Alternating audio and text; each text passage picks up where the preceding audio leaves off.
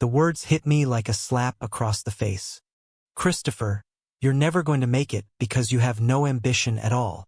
Jaxon stood in the doorway of our Seattle apartment, his designer suitcase already zipped and waiting by his polished loafers. I had just walked in from my shift at the indie bookstore downtown, still carrying the faint scent of paper and coffee, my mind full of the short story I had scribbled during my lunch break. 5 years of shared mornings, late-night talks about everything from politics to our favorite bands, and quiet evenings where we simply existed as two gay men trying to carve out a safe space in a city that promised acceptance but still delivered side eyes on the bus. All of it crumbled in the space of one sentence. I set the grocery bag on the counter, the apples rolling out like they too were trying to escape. What are you talking about, Jax? We talked about this last week. I'm happy here. The bookstore pays the bills and my writing. He cut me off with a laugh that wasn't kind. Writing in a notebook that no one will ever read isn't a plan, Chris. I'm up for partner at the firm next year. I need someone who wants to build something bigger than rent and takeout. Someone with drive. His eyes, the same hazel that once looked at me like I hung the moon, were now flat and disappointed. I felt the familiar twist in my chest, the one that always came when the world reminded me that being gay already put me on the defensive. Now even the man I loved was measuring my worth by a corporate ladder I never wanted to climb. He kept packing while I stood there, words dying in my throat. Memories flashed. Our first date at that little gay bar on Capitol Hill where he bought me a whiskey sour and told me my laugh made the room brighter. The night I came out to my conservative family in Chicago over a tense video call and Jaxon held my hand off camera. The weekends we drove to the coast just to watch the waves and pretend the rest of the world didn't exist. None of that mattered now. He snapped the suitcase shut. I'm staying at Mike's tonight. Don't call. I need space to think about what I actually want. The door clicked behind him with a finality that echoed louder than any shout. I sank onto the couch, the one we picked out together at IKEA on a rainy Sunday, and let the tears come. My phone lit up with a text from my mother. How's Jaxon doing with that big promotion? You boys need to start thinking about real careers before it's too late. The traditional script she still clung to, stable job, maybe adoption someday, anything to make our gay life look normal to the neighbors, felt like another weight on my chest. I dialed Marcus, my best friend since college, the one straight guy who never once made me feel like an outsider. He answered on the first ring. Dude, what happened? You sound wrecked. I told him everything, voice cracking. Marcus didn't offer empty platitudes. He's wrong, Chris. You've got fire in you. He just can't see past his own ambition. We talked until the sky turned pink, and by the time I hung up I knew one thing for certain. Staying in Seattle, in this apartment that now smelled like goodbye, would keep me small. The next morning I called the bookstore and quit. I listed my camera gear on Craigslist, the one hobby Jaxon had always called cute but pointless. And within 48 hours I had enough for a one-way ticket to New York. I packed light. Clothes, laptop, the journal full of half-finished stories, and the framed photo of Jaxon and me on our 3rd anniversary. As the plane lifted off over the Pacific Northwest, I pressed my forehead to the cool window and whispered to myself, this is for me. Not for him. Not for Mom. For Christopher. Below me the city shrank to a toy set, and for the first time in years the knot in my stomach loosened just a fraction. I didn't know what waited on the other coast, but I knew I couldn't keep living half a life to make other people comfortable with my love. The first week in New York was pure survival. I crashed on a friend of a friend's couch in Bushwick, the kind of place where the walls were thin and the radiator clanked like an angry drummer. I landed a barista gig at a cafe in Williamsburg that paid just enough to keep me in ramen and subway fare. Every night I walked the streets with my old Nikon, snapping shots of neon signs and tired faces on the train, telling myself this was research for the novel I still believed I could write. But doubt crept in during the quiet hours. Jaxon's voice replayed on loop. No ambition. Was he right? My family's Sunday calls didn't help. Christopher, honey, a coffee shop? In New York? You know how expensive that city is. Maybe you should come home and get a real office job like your brother. Their love was real but laced with the same traditional expectations that had made coming out feel like stepping onto a battlefield I never chose. Marcus texted every day with memes and encouragement, the only anchor I had. One Friday, he even surprised me with a plane ticket for a long weekend visit. We sat on a rooftop in Brooklyn sharing cheap beer while the skyline glittered like a promise. "You're already changing, man," he said. "Just keep going. Jaxon will see what he lost someday." I laughed it off, but deep down the idea lodged somewhere dangerous. I didn't want revenge. I wanted to become the version of myself I had hidden to keep Jaxon happy. That night, alone again, I opened my journal and wrote the first honest sentence in months. I am enough, even if the world keeps telling me I'm not. By the end of month 2, I had saved enough to rent a tiny studio in Queens. The walls were cracked, the shower dripped, but it was mine. I started posting my street photography on Instagram under the handle @ChrisSeesNYC. The likes trickled in slowly at first. Friends, a few strangers, but each comment felt like proof that my eye mattered. One photo, a black and white shot of an elderly couple holding hands on the subway, went semi-viral after a local blog reposted it. The caption I wrote, "Love doesn't need ambition to last. It just needs courage," was meant for me more than anyone. I stared at the screen until the letters blurred. Jaxon had never understood that kind of quiet courage. Maybe no one in my old life had. The turning point came on a rainy Tuesday when I got an email from a small gallery in Chelsea. They had seen my Instagram and wanted to feature 3 of my prints in a group show called Urban Hearts. The pay was almost nothing, but the opening was in 6 weeks.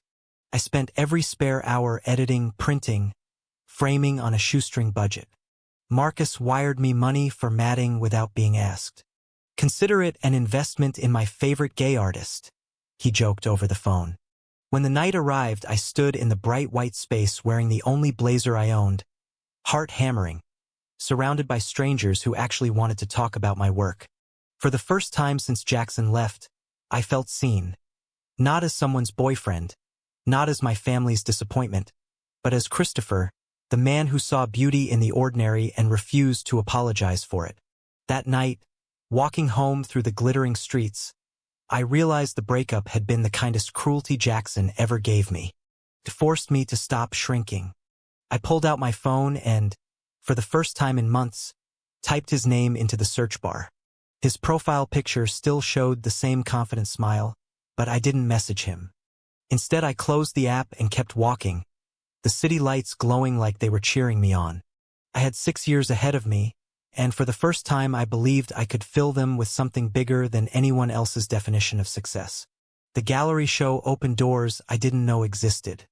A week later, a magazine editor slid into my DMs asking for a portfolio review.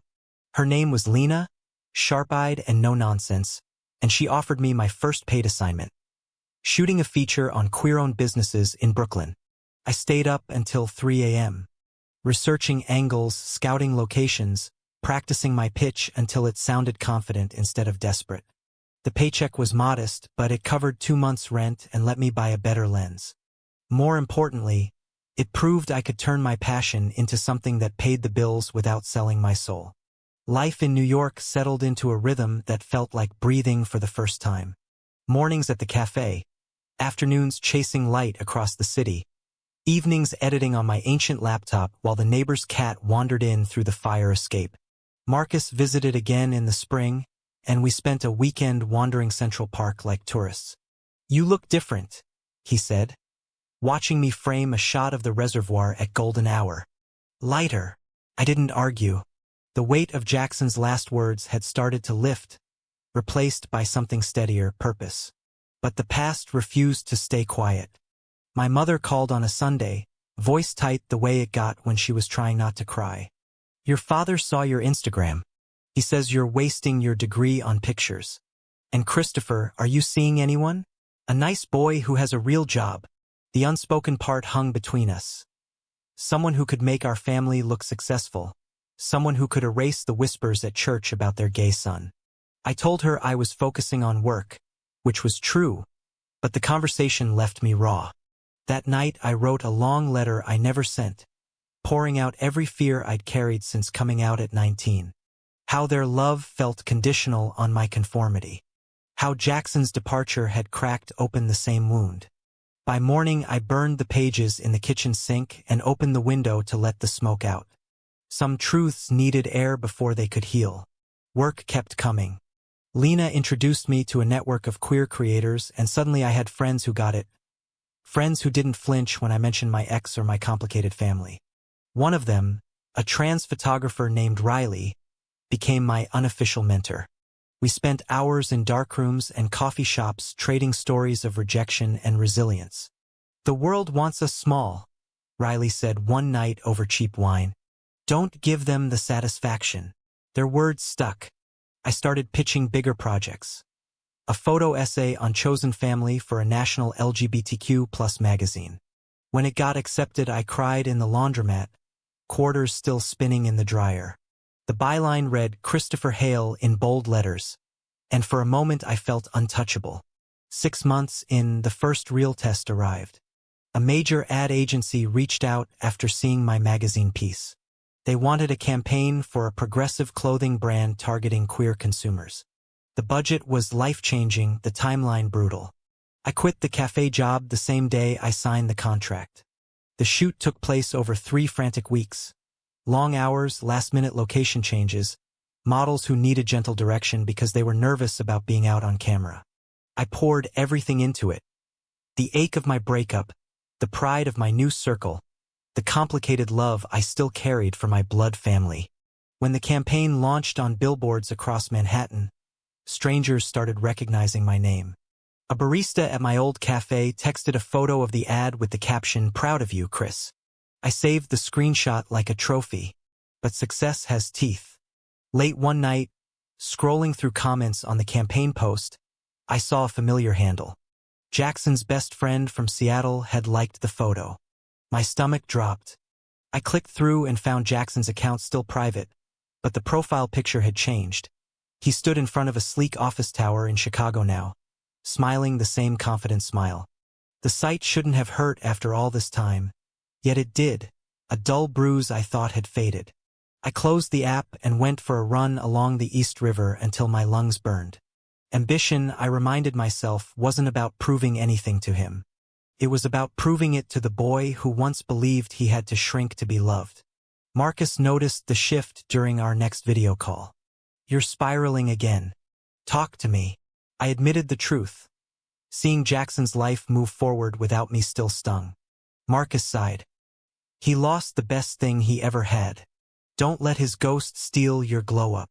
We laughed, but the advice landed. I started therapy the following week with a queer therapist who specialized in family rejection and relationship trauma. Session by session, I unpacked the shame I had internalized. Shame for loving men. Shame for not wanting the corner office. Shame for daring to dream differently. The work was slow and painful, but it was mine. By the end of year 1, I had saved enough to move into a proper one-bedroom in Astoria. The walls were painted soft gray, and I hung my own prints above the couch. On the mantel sat a single-framed photo, not of Jackson, but of me standing in front of the Chelsea Gallery on opening night, grinning like I owned the world. Every morning I looked at it and repeated the same promise. I will never again let someone else decide my worth. The city outside my window hummed with possibility, and for the first time I believed I belonged in its rhythm. Year 2 brought the kind of breakthrough that changes everything. A literary agent stumbled across my Instagram and loved the captions I wrote to accompany my photos. Short, raw pieces about queer life in the city. She offered representation on the spot. "Your voice is magnetic," she said over coffee in Soho. "People need stories like yours."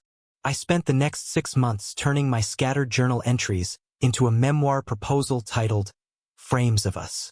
The book would weave my photography with essays on love, loss, and the families we choose. When the proposal sold to a major publisher in a modest but life-altering deal, I called Marcus at 2 a.m. Screaming. He screamed right back. "Told you, man. You were never the problem." Writing the book forced me to revisit every corner of my past. Chapters on my coming-out story, the slow erosion of my relationship with Jackson, the nights I doubted my own masculinity because society told gay men we had to be either flamboyant or corporate.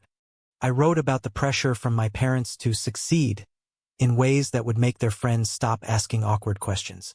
The words poured out like blood, honest and sometimes ugly. My editor pushed me to go deeper, and I did. For the first time, I admitted in print how Jackson's parting words had been the catalyst I needed, even if they broke me. The manuscript became a love letter to the man I was becoming. During the writing process, I met someone. His name was Elias, a graphic designer with kind eyes and a laugh that reminded me joy could be simple again. We took things slow, coffee dates that turned into long walks, gallery openings where we held hands without checking who might be watching. He never asked me to be more ambitious than I wanted to be. With him, I learned that love didn't have to feel like a performance. When I told him about Jaxon, he listened without judgment. "He taught you what you don't want," Elias said one night on my couch. "That's valuable too." For the first time since the breakup, I let myself imagine a future that wasn't defined by proving someone wrong. But the universe has a sense of humor. While I was deep in revisions, my mother announced she was coming to New York for a surprise visit. I knew what that meant. An inspection. She arrived with a suitcase full of homemade cookies and unspoken expectations. The first 2 days were polite tours of the city. On the third, she saw the advance copy of my book on the coffee table. "Christopher, is this about you and that boy?" Her voice trembled. We sat at my tiny kitchen table and talked, really talked, for the first time in years. I told her how their conditional acceptance had hurt more than outright rejection. She cried. I cried. She didn't suddenly become an activist, but she left promising to read the book and to stop pushing the real job narrative. It wasn't perfect, but it was progress. The book launched quietly at first, then exploded after a viral TikTok review from a popular queer bookstagrammer. Suddenly I was doing interviews, flying to festivals, signing copies for strangers who told me my story helped them come out to their own families. The money was good enough to quit freelance gigs and focus on the next project. I bought a new camera, the kind professionals dream about, and started planning a follow-up photo series on gay elders in America. Elias cheered every milestone. Marcus flew out for the launch party and hugged me so hard I thought my ribs would crack. "Look at you," he whispered. "You did it without selling your soul." Yet success brought new shadows. Paparazzi-style photos of me and Elias started appearing on gossip blogs with headlines like, "Rising queer author finds love after heartbreak." The attention felt invasive, and old doubts resurfaced. Was I only valuable now because I had made it? I talked it through in therapy and with Elias, who reminded me that my worth had never been the issue, only my belief in it. We grew closer through the chaos, our relationship a steady anchor in the whirlwind. Halfway through year 3, I received an unexpected email. A prestigious photography grant in Los Angeles wanted me for a 6-month residency. The timing was perfect. The book tour was winding down and Elias encouraged me to go. "This is your moment," he said. "We promised to make long-distance work." On the plane to LA, I scrolled through old photos and paused on one of Jaxon and me from our last vacation. He looked happy then, but I saw now what I couldn't see before. The way his smile never quite reached his eyes when I talked about my dreams. I deleted the picture. Some chapters deserved to stay closed. Los Angeles greeted me with sunshine and possibility. The residency came with a studio apartment overlooking the hills and access to darkrooms that made my New York setup look like a toy. I spent days shooting portraits of gay men over 60 who had lived through Stonewall, the AIDS crisis, and marriage equality. Their stories humbled me and sharpened my own sense of purpose. One evening, after a long shoot with a man named Harold who had lost his partner in the 80s, I sat on the beach and cried. Not from sadness, but from gratitude. I was living the life the 24-year-old version of me had been too afraid to claim. Elias visited for a week, and we drove up the coast in a rented convertible, wind in our hair, singing off-key to old songs. For the first time, I let myself believe I could have both love and ambition on my own terms. Back in the studio, I finished the grant project ahead of schedule and received an offer to turn it into a coffee table book. The publisher wanted it tied to my memoir for a box set. The deal was bigger than anything I had imagined. I signed the contract on a sunny patio with the Pacific stretching out like a promise. Year 4 tested everything I had built. The new book deal brought deadlines, travel, and the kind of pressure that made me question if I was still the same person who once hid in a Seattle bookstore. Elias and I navigated long distance with video calls and weekend flights, but cracks started to show. He missed the everyday version of me. I missed the freedom of being completely focused on work. We fought small things at first, then bigger ones about priorities. One night over the phone he said, "I love you, Chris, but sometimes I feel like I'm dating your ambition now." The words landed like an echo of Jaxon's old accusation. I hung up shaken and spent the next day in silence, walking the beach until my feet blistered. Marcus, ever the voice of reason, flew to LA for an intervention weekend. We hiked Runyon Canyon and talked until the sun set. "You're allowed to want both," he said. "But you have to communicate it. Jaxon never gave you that chance. Don't repeat his mistake." The advice hit home. I called Elias that night and we laid everything bare. We decided to try couples counseling over video and committed to monthly visits no matter what. The work wasn't glamorous, but it was honest, and slowly the distance stopped feeling like a threat. Meanwhile, the book launch tour took me to Chicago, my hometown. My parents insisted on attending the signing at a local indie store. I was nervous, but they showed up early, my mother clutching a copy of the memoir like a shield. When I read the chapter about our family's complicated love, her eyes filled with tears. Afterward, she hugged me in front of everyone and whispered, "I'm proud of you, son. Really proud." My father shook my hand and said nothing, but the grip was firm and warm. It wasn't a fairy tale reconciliation, but it was real. That night, I slept better than I had in months. Success also brought new friends and old ghosts. At a festival in San Francisco, I ran into Riley, my old mentor, who had just published their own book. We celebrated with tacos and talked about how far we had both come. Later that evening, a stranger approached me at the bar. "You're Christopher Hale, right? Your ex Jaxon follows my company on LinkedIn. He talks about you sometimes." The words knocked the air out of me. I smiled politely and changed the subject, but inside the old wound reopened. Why was Jaxon still mentioning me? Was it guilt? Nostalgia? I pushed the thought away and focused on the present. The misunderstanding that nearly derailed everything happened 6 months later. A mutual friend from Seattle posted an old photo of Jaxon and me on Instagram with the caption, "Throwback to when these two ruled Capitol Hill." The comments exploded. Someone tagged me, and suddenly my followers were asking if we were back together. Elias saw it before I could explain. The fight that followed was ugly. Accusations, tears, the kind of raw pain that only comes from deep love. I flew to New York the next day and we spent 48 hours talking, crying, and finally forgiving. I showed him every text, every email. He showed me his fears of not being enough for the new version of me. We emerged stronger, but the incident taught me how fragile trust can be even when you've done nothing wrong. In the middle of all this, my agent called with life-changing news.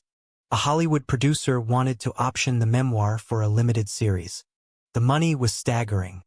I could pay off my parents' mortgage, fund Marcus's dream of opening a community center, and still have enough left to build the life I wanted. I accepted, but I insisted on creative control. The meetings in Los Angeles felt surreal, sitting in glass conference rooms talking about casting my own story while the city sparkled outside.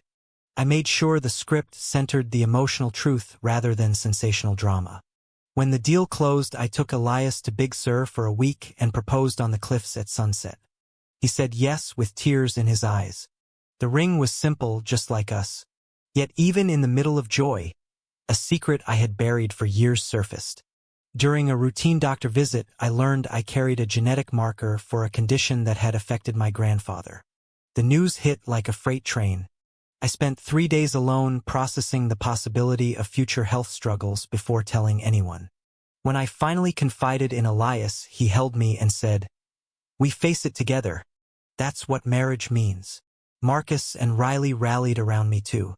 The support reminded me why chosen family matters. I started writing again. This time a new essay about legacy, health, and the courage to live fully even when the future is uncertain.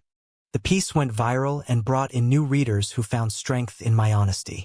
By the end of year 4, I was engaged, financially secure, and creatively fulfilled. The boy who once stood frozen in a Seattle apartment had become a man who knew his worth. I still thought about Jaxon sometimes, not with anger, but with a strange gratitude. His departure had been the push I needed to stop hiding. I hoped he was happy somewhere. I hoped he had learned that ambition without heart is just noise. Year 5 brought the kind of spotlight that can either illuminate or burn. The television series went into production, and suddenly my face was on billboards and my name trended on social media. Interviews, red carpets, panels at film festivals. I navigated them all with a mixture of excitement and imposter syndrome. Elias kept me grounded, reminding me nightly that the man he loved was still the same guy who burned toast and sang in the shower. We set a wedding date for the following spring in a small vineyard outside Sonoma, inviting only the people who had stood by us through everything. The first major betrayal came from an unexpected place. My old Seattle roommate, the one who had introduced me to Jaxon years ago, sold a tell-all interview to a trashy blog claiming I had cheated during our relationship and that my entire success story was built on lies. The article went viral overnight. Comments flooded my posts calling me a fraud, a user, everything Jaxon had once accused me of lacking. For 48 hours I couldn't eat. Elias fielded calls from our publicist while I sat in the dark rereading every hateful word. Then Marcus stepped in. He flew out, sat me down, and forced me to record a calm video response. I spoke from the heart, about growth, about second chances, about the man I had become.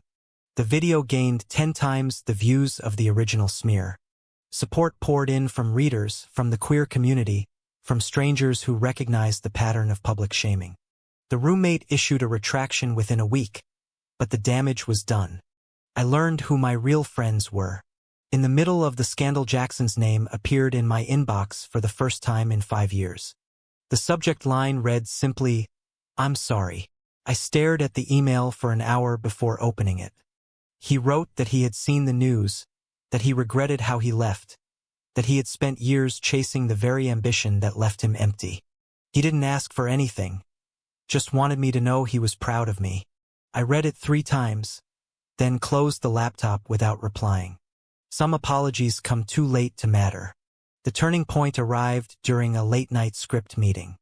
The producer wanted to soften the family conflict for broader appeal. I refused.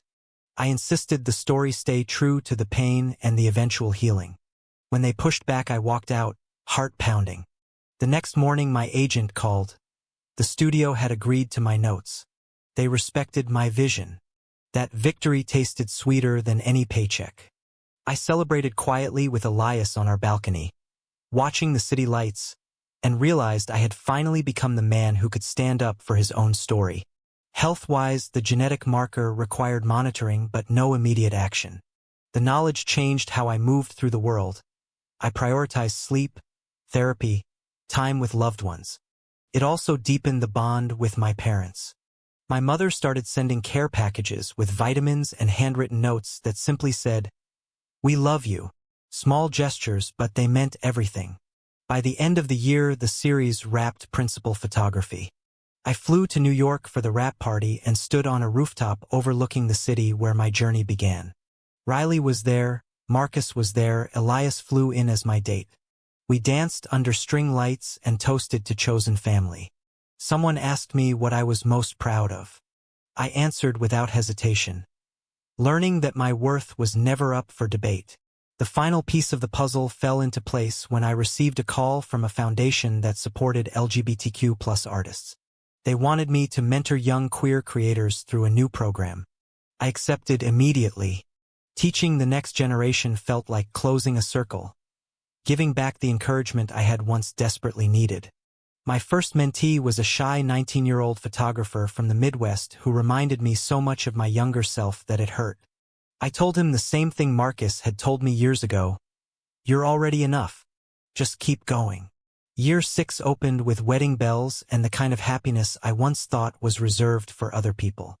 Elias and I married in a sun-drenched ceremony surrounded by cherry blossoms and the people who mattered most. My parents walked me down the aisle. Marcus was best man. Riley officiated with a speech that made everyone cry and laugh in equal measure. As I slipped the ring onto Elias's finger, I felt the last fragments of old shame dissolve. This was my life, ambitious, loving, fully mine. The series premiered to critical acclaim. Critics praised its honesty and emotional depth.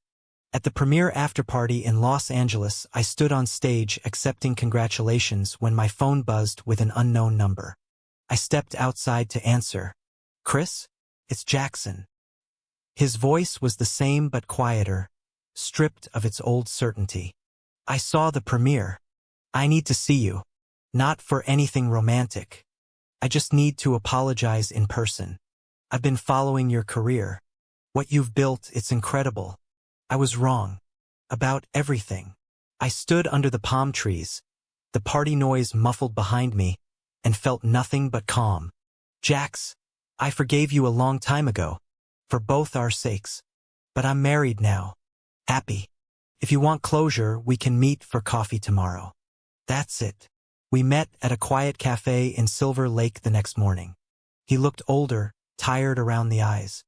His once promising career had stalled after a company scandal, and he was starting over in consulting. He told me he had spent years chasing the wrong things and only now understood what he had thrown away. He didn't ask to come back. He simply said thank you for showing him it was possible to build a life on your own terms. I listened, nodded, and wished him well. When we parted, there were no tears, no dramatic declarations. Just two men who had once loved each other now walking separate paths with mutual respect. Driving home, I rolled the windows down and let the warm California air fill the car. I thought about the boy who once stood frozen in a Seattle apartment and the man I had become. The journey had been messy. Misunderstandings, betrayals, sacrifices, secrets, but every step had led me here. To love that didn't demand I shrink. To family that was learning to accept me fully. To a career that let me tell stories that mattered. To a future I chose. Elias was waiting on the porch when I pulled up. He didn't ask for details. He just opened his arms. We sat together watching the sunset, his head on my shoulder, and I knew this was the real happy ending. Not the one where the ex comes crawling back begging for another chance, but the one where I no longer needed him to. True or false? Ambition defines a man's worth in love?